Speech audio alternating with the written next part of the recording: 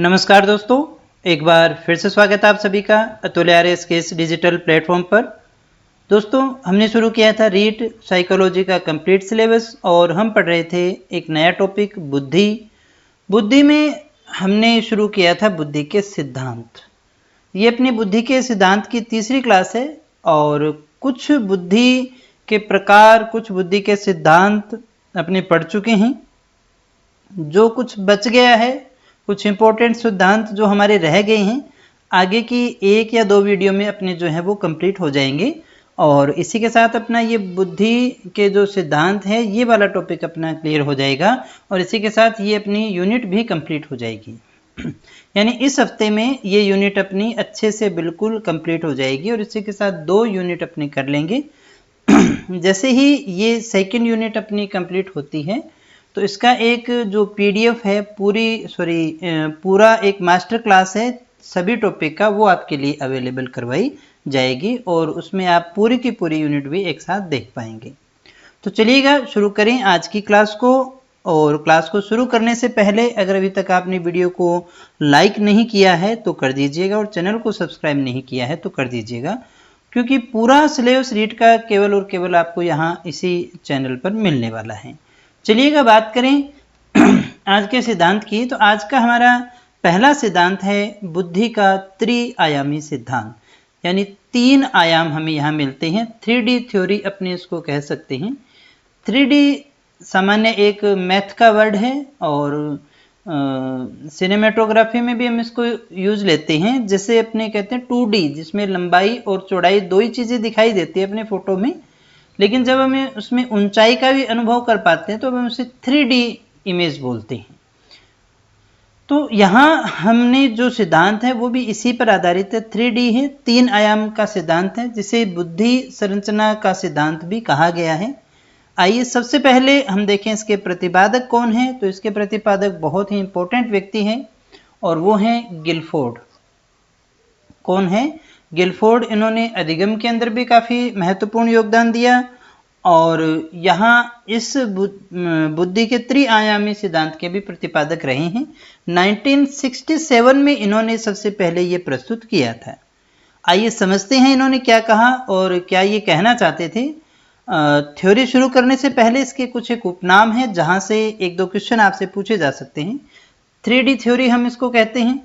हम इसे संक्रिय विषय वस्तु उत्पाद भी कहते हैं, क्योंकि इसके 3 आयाम यही है, संक्रिय विषय वस्तु और उत्पाद। इसको बुद्धि का संरचनावादी सिद्धांत भी कहते हैं। इसे बुद्धि का प्रतिरूप यानी मॉडल या प्रतिमान सिद्धांत के नाम से भी जानते हैं। ये इसके कुछ एक उपनाम हैं, याद रखिएगा। गिलफोर्ड का ये सिद्धांत है, अच्छा सिद्धांत है। अब देखिएगा, गिलफोर्ड ने एक डिब्बे के आकार का एक मॉडल प्रस्तुत किया। जैसे अपने एक 3D आयाम देखते हैं ना, इस तरह का एक डब्बा ये है ना, और इसी के अंदर इन्होंने ब्लॉक्स वगैरह बनाते हुए इस तरह से जो है एक त्रिआयामी सिद्धांत दिया था। 3 आयाम दिए थे और इनको जो अलग अलग आयामों में इन्होंने बांटा था।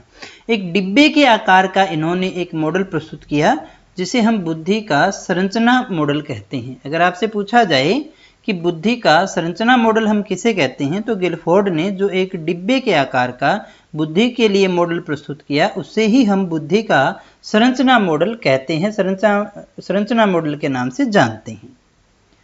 इस मॉडल के अंतर्गत अगर हमने ऐसे ब्लॉक्स की बात करें तो टोटल कितने थे? 5 गुना 4 गुना 6, यानी टोटल 120 खंड थे। टोटल कितने खंड थे इसके अंदर? 120 खंड थे। जो इन्होंने सबसे पहले बनाया उसमें 120 खंड थे।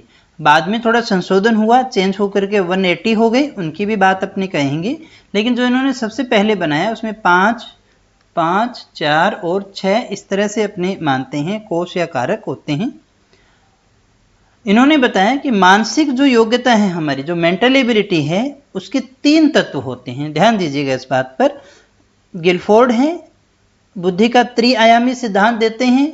1967 के अंदर एक डब्बे के आकार का एक मॉडल प्रस्तुत करते हैं जिसे बुद्धि का संरचना मॉडल कहते हैं। 3 आयाम के 3 कोश हो गए, 5, 4 और 6 इसके आगे के आयाम थे या तत्व थे। और टोटल 120 जब इन्होंने स्टार्टिंग में दिया। ये मानते थे कि मानसिक योग्यता जो है वो 3 तत्वों से मिलकर के बनती है, और ये 3 तत्व कौन से हैं? एक तो संक्रिया या प्रक्रिया है, दूसरा विषय वस्तु या फिर अंतर्वस्तु है, और तीसरा है उत्पाद या परिणाम। ये 3 आयाम है या 3 तत्व हैं जिनसे मिलकर के बुद्धि मानसिक योग्यता का निर्माण होता है, संक्रिया, विषय वस्तु और तीसरा है उत्पाद। आइए देखें किस तरह से ये कार्य करता है। अब एक एक को देखें। सबसे पहले हम बात करें संक्रिया के विषय में। संक्रिया क्या है, यहाँ ध्यान दीजिएगा। हमने ये देखा कि मानसिक योग्यता के 3 तत्व हैं, इन तीनों तत्वों को एक एक करके डिस्कस कर रहे हैं अपने। सबसे पहले 1 नंबर को देखें, संक्रिया। तो संक्रिया क्या है? जब भी हमारे सामने कोई समस्या आती है तो उस समस्या समाधान करने के लिए व्यक्ति जिस मानसिक प्रक्रिया से गुजरता है उसे ही संक्रिया कहते हैं। तो जैसे ही गिलफोर्ड के द्वारा दिया हुआ संक्रिया शब्द आपके दिमाग में आए तो आपके दिमाग में ये भी आ जाना चाहिए, संक्रिया यानी कि प्रक्रिया। प्रक्रिया कौन सी? मानसिक प्रक्रिया। वो मानसिक प्रक्रिया है जो व्यक्ति किसी समस्या समाधान के लिए अपना रहा है, कर रहा है। इसके 5 आयाम इन्होंने बताए। कौन कौन से हैं? स्मृति धारण है, संज्ञान है, अभिसारी है, अपसारी है और मूल्यांकन है। इनके अंदर हमें गहराई से ज़्यादा जाने की कोई आवश्यकता नहीं है, और इनके नाम आपको याद हैं तो काफ़ी है। स्मृति धारण, संज्ञान, अभिसारी, अपसारी और ये 5 इसके आयाम हैं। टोटल हमने कितने बताए थे? 3 तत्व। पहले के अंदर कितने हो गए? पहले तत्व कौन सा है? संक्रिया है, और उसमें कितने आयाम हैं? 5 आयाम हैं। अभी थोड़ा संशोधन हुआ, उसकी भी बात कर लें। 1977 के अंदर एक संशोधन हुआ और इन्होंने एक छठा आयाम इसमें और ऐड कर दिया, जिसे हम स्मृति अभिलेख के नाम से जानते हैं। जोड़ दिया। छठा कौन सा हो गया? स्मृति अभिलेख। स्मृति धारण, संज्ञान, अभिसारी, अपसारी, मूल्यांकन और स्मृति अभिलेख, ये 6 आयाम अभी वर्तमान में हो गई हैं 1977 से। तो गिलफोर्ड ने एक और आयाम प्रस्तुत किया स्मृति अभिलेख के नाम से। तो अभी कितने हो गए? 6 हो गए।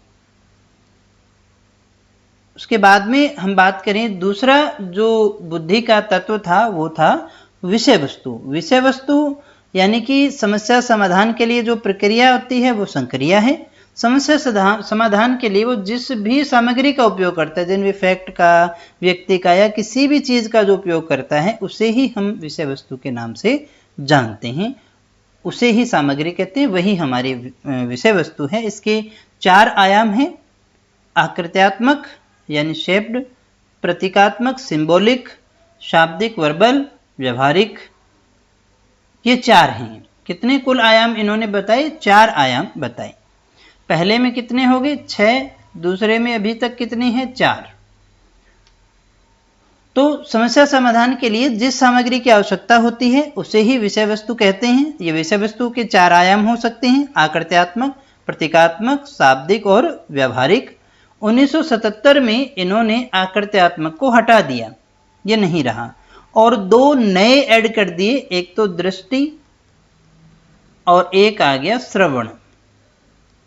तो यानी ये तो रहा नहीं, तो 3 तो ये हो गए, ये चौथा, और ये कौन सा हो गया? 5वां।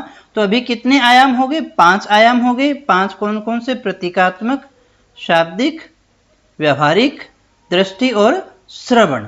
ये सामग्री है जिनका वो इस्तेमाल करता है जब वो किसी समस्या का समाधान करता है। इसे अपने विषय वस्तु के नाम से जानते हैं। बुद्धि यानी जो अपनी मानसिक योग्यता है उसके लिए बुद्धि ने जो मॉडल दिया गया है उसकी बात अपनी कर रहे हैं। उसमें ये 3 थे, दूसरा हमने देख लिया।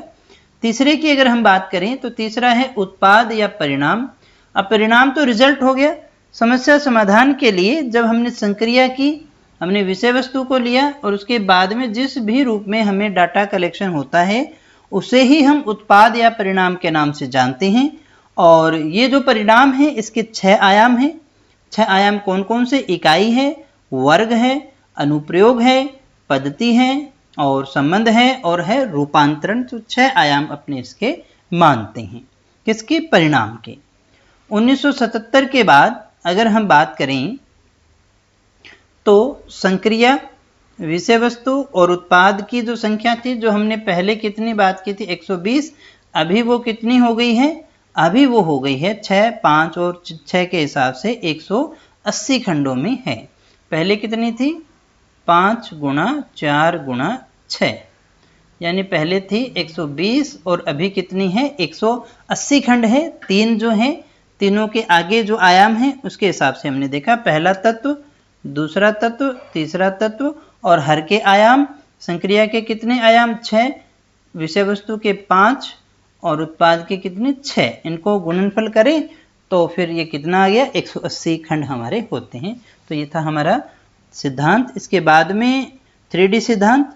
3D सिद्धांत के बाद में अगले सिद्धांत की हम बात करेंगे, बहुबुद्धि सिद्धांत। ये भी काफी महत्वपूर्ण सिद्धांत है। बहुबुद्धि सिद्धांत दिया गार्डनर महोदय ने 1983 में। देखो अब ये ज्यादा पुराना नहीं है, अब नए सिद्धांत आने शुरू हो जाएंगे हमारे पास में। अगर हम इसके अन्य नामों की बात करें तो इसे बहुल बुद्धि सिद्धांत भी कहते हैं, या हम इसे बहुप्रकार बुद्धि के नाम से भी जानते हैं। इनके अनुसार किसी भी बालक में 7 प्रकार की बुद्धि होती है। ये क्या कहते हैं कि किसी भी व्यक्ति में या किसी बालक के अंदर 7 प्रकार की बुद्धि होती है जिनका वो यूज लेता है। ये प्रारंभ में कहा, लेकिन 1998 के अंदर 98 के अंदर इन्होंने एक और जोड़ दिया, प्रकृतिवादी या प्राकृतिक बुद्धि। उससे मन नहीं भरा तो फिर 2000 में एक और जोड़ दिया, अस्तित्ववादी बुद्धि भी। तो इस प्रकार से अभी पूछा जाए तो कितने हैं? 9। स्टार्टिंग में कितने बताए थे? 7। अभी कितने हैं? 9। इन्होंने कहा किसी भी व्यक्ति के अंदर 9 प्रकार की बुद्धि पाई जाती है, उनमें से ही किसी न किसी को लेकर के चलता है। एक में एक भी हो सकती है, 2 भी हो सकती है। पुस्तक थी frames of mind theory multiple intelligence. इसके अंदर इन्होंने इसके सभी प्रकारों का जो है वर्णन किया है। और देखें एक एक करके। पहला जो इसका प्रकार है वो है हमारी शाब्दिक बुद्धि। नाम से ही स्पष्ट है कि शब्दों से संबंधित, शब्द मतलब भाषा, भाषाई बुद्धि कैसी होगी। इसमें जिस व्यक्ति को भाषा का बहुत अच्छा ज्ञान होगा तो हम उसे मान लेंगे कि उसके अंदर कौन सी बुद्धि है? उसमें शाब्दिक बुद्धि है। शाब्दिक बुद्धि वाले व्यक्ति की भाषा जो है वो अच्छी होगी, सही ज्ञान होगा। ऐसे जो व्यक्ति होंगे वो या तो कवि, वकील या पत्रकार होते हैं। हम ऐसा कह सकते हैं कि पत्रकार, वकील, कवियों में जो बुद्धि पाई जाती है, शाब्दिक बुद्धि उसमें प्रभावी होती है। फिर हम दूसरी बात करें स्थानिक बुद्धि की। स्थानिक बुद्धि वो है जिसमें दृश्य संचार, वस्तु प्रेक्षण और चीजों के प्रत्यक्षीकरण, यानी प्रत्यक्षीकरण मतलब देख करके समझना, ये उसकी क्षमता होती है स्थानिक बुद्धि की। इसमें देखिएगा मूर्तिकार, चित्रकार, सर्वेक्षण अधिकारी, ड्राइवर। जैसे कोई पुलिस का अधिकारी है तो वो क्या करेगा? वस्तु स्थिति को देखता है, उसका प्रत्यक्षीकरण करता है। ड्राइवर तो हमेशा प्रत्यक्षीकरण पर रहता है। चित्रकार भी किसी को इसी तरह से देखता है। स्थानिक बुद्धि जो है वो इनमें पाई जाती है। तो कोई मूर्तिकार है, चित्रकार है, सर्वेक्षण अधिकारी है, तो ड्राइवर है, तो इनके अंदर कौन सी बुद्धि पाई जाएगी? स्थानिक बुद्धि पाई जाएगी। इसके पश्चात अगली बुद्धि की बात करें, तार्किक बुद्धि। नाम से ही स्पष्ट है, जो तर्क करना जानता हो, और तर्क का कहीं ना कहीं संबंध मैथमेटिक्स से लेकर के चलते हैं। मैथ जिसकी अच्छी होगी, यानी इसे अपनी गणितीय बुद्धि के नाम से भी जानते हैं। और गणित जिसकी तेज होगी, अच्छी होगी, तो उसकी मानसिक क्रियाएं थोड़ी तेज ज्यादा होती हैं। इनमें तर्क वितर्क की क्षमता बहुत अच्छी होती है, बहुत अच्छा तर्क वितर्क कर लेते हैं। जैसे कि गणितज्ञ हो गया और जैसे कि वैज्ञानिक हो गया, ये जो है वो इसी श्रेणी में आते हैं, तार्किक बुद्धि वाले व्यक्ति होते हैं दोस्तों। अभी हम बात करें शारीरिक गतिज बुद्धि की। तो शारीरिक गतिज बुद्धि कौन सी होगी? जिसमें शारीरिक कार्य अधिक और तीव्र गति से हो सकता हो। किसी व्यक्ति के अंदर शारीरिक कार्य अधिक हो सकता है, तीव्र गति से हो सकता है, तो हम उसे शारीरिक गतिज बुद्धि के नाम से जानेंगे। ऐसे जो व्यक्ति होंगे, नृत्यकार जो हो गए, खिलाड़ी जो हो गए, शल्य चिकित्सक जो हो गए, तैराक जो हो गए, ये सभी जो हैं शारीरिक गतिज बुद्धि के अंतर्गत आते हैं। इसके पश्चात हम बात करें अंतरा व्यक्तिक बुद्धि। इसको ध्यान से समझ लीजिएगा। अंतरा यानी इंटरनल, हमारी आत्मन बुद्धि हमारी स्वयं को जानने की क्षमता होती है। स्वयं की कमियों को जानता है, इच्छाओं को जानता है, बुद्धिमत्ताओं को जानता है और उन्हीं के अनुसार कार्य करता है। तो ऐसा व्यक्ति संत होगा या फिर योगी होगी। जो योगी होगा वो स्वयं की क्षमताओं को जानता है, अपने अंदर ही रहता है, अपने अंदर के विचार विमर्श को जो समझता है वो संत या फिर योगी होती है। अंतरा व्यक्तिक। अंतर्व्यक्तिक मतलब दो व्यक्तियों के बीच में, इसे अन्य बुद्धि के नाम से जानेंगे, जिसमें दूसरे के मनोभावों को जानना। अंतरा वाला अपने मनोभावों को समझता है, लेकिन अंतर्व्यक्तिक दूसरे के मनोभावों को समझता है, उन्हें पहचानता है, उनके स्वभाव और अभिप्रेरकों को जानता है, उसी के अनुसार वो कार्य कर पाता है। इसकी इमोशनल इंटेलिजेंस से संबंध जोड़ सकते हैं, वो यही होती है। तो वो दूसरों की भावनाओं को समझ सकता है, उसी के हिसाब से कार्य कर सकता है। ऐसे व्यक्ति राजनेता और चिकित्सक और व्यापारी हो सकते हैं। तो यानी व्यापारी, चिकित्सक, राजनेता के अंदर अंतर्व्यक्तिक बुद्धि पाई जाती है। फिर हम बात करें संगीतात्मक बुद्धि। ये कुछ एक व्यक्तियों में होती है, सब में नहीं होती, बहुत कम लोगों में होती है। इन्हें एक एक ध्वनि की लय, ताल, गति, आरोह अवरोह का बड़ा अच्छा ज्ञान हो जाता है। अब ये कोई विशेष बात नहीं है कि इसको याद करना पड़े। संगीतकार होगा, वाद्य यंत्र बजाने वाला होगा, उन सभी के अंदर संगीतात्मक बुद्धि तो होगी। फिर हम बात करें जो दो नए जो टॉपिक इसने जोड़े थे, जो दो नए अपने कहें प्रकार जोड़े, जिसमें से एक प्रकृतिवादी था और दूसरा अस्तित्ववादी था। तो प्रकृतिवादी जो है, प्रकृति को जानने और पहचानने की योग्यता जिसमें होती है, जिस व्यक्ति के अंदर प्रकृति से लगाव होता है, वो प्रकृति को जानना चाहता है, पहचानना चाहता है, पर्वतारोहण करता है, पेड़ पौधे लगाता है, पानी देता है, सेवा भाव रखता है उनके प्रति, रक्षा करता है, प्रकृति के साथ मैक्सिमम टाइम बिताता है। तो ऐसा व्यक्ति जो होगा उसमें प्रकृतिवादी बुद्धि होगी। और ऐसा व्यक्ति किसान हो सकता है, जीव वैज्ञानिक होगा, जीवन वैज्ञानिक नहीं भी, और वनस्पति वैज्ञानिक ऐसा हो सकता है, वनस्पतियों से जिसको लगाव हो। अंतिम हमारे पास में आती है अस्तित्ववादी बुद्धि। ये मानव संसार के छिपे रहस्यों को जानता है, पृथ्वी क्यों है, ईश्वर क्या है। जो चिंतक होते हैं ना, फिलोसफर रहे, जो थिंकर रहे ना, वो सारे के सारे अस्तित्ववादी में आते हैं। जो संसार के जो रहस्य हैं, गूढ़ रहस्य हैं, उनको निकाल करके लाता है, चाहे वो लॉ ऑफ अट्रैक्शन हो, किसी भी प्रकार का कुछ भी सिद्धांत रहा हो। तो ये दार्शनिक होते हैं, वो इसी श्रेणी में आएंगे। चिंतक होंगे, वो इसी श्रेणी में आते हैं। इन्हें हम अस्तित्ववादियों के नाम से जानते हैं। तो दोस्तों, ये दो बुद्धि के प्रकार आज हमने पढ़े। अगली क्लास में अपने बुद्धि के सभी सिद्धांत कंप्लीट हो जाएंगे और इसी के साथ अपना ये सिद्धांतों वाला चैप्टर हो जाएगा। फिर इसका एक मापन का और टॉपिक रह जाएगा, फिर ये अपना पूरा हो जाएगा। तो दोस्तों, आज के लिए इतना ही। मुझे उम्मीद है क्लास आपको अच्छी लगी होगी। वीडियो को लाइक करके जाइएगा, दोस्तों के साथ में शेयर जरूर कीजिएगा। कल फिर मिलते हैं एक नई क्लास के साथ और ढेर सारी नई जानकारी के साथ। तब तक बने रहे हमारे साथ। Thank you very much.